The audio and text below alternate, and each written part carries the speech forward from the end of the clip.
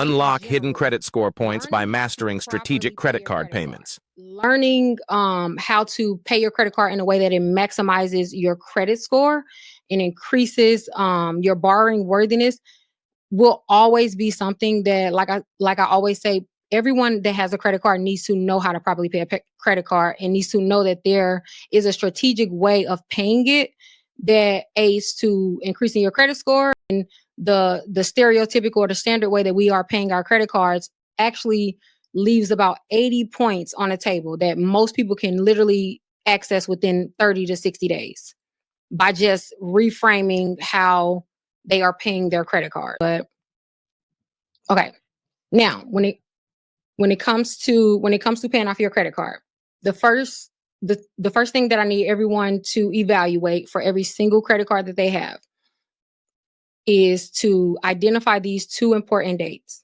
The first date I want them to identify is their due date. That's not yeah, the first day I want them to identify is their due date. It's not up yet. And then the second date I want them to identify is their statement date, and understanding the difference.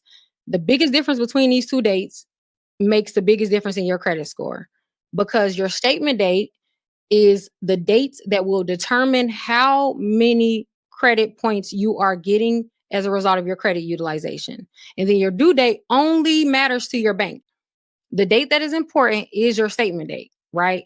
And it's so important to the fact that, like, if you are not ensuring that your balance is below 10% of your credit limit at least 2 to 3 days prior to your statement date, then you are leaving a wealth of points on the floor. You are leaving a wealth of points just sitting there, and you are not being credited for really having that credit card, right? When it specifically comes to my credit report, I also make sure that 3 days prior to my statement date in every billing cycle, so every month, that I have reduced my balance down to 10 or reduce my balance down to under 10%.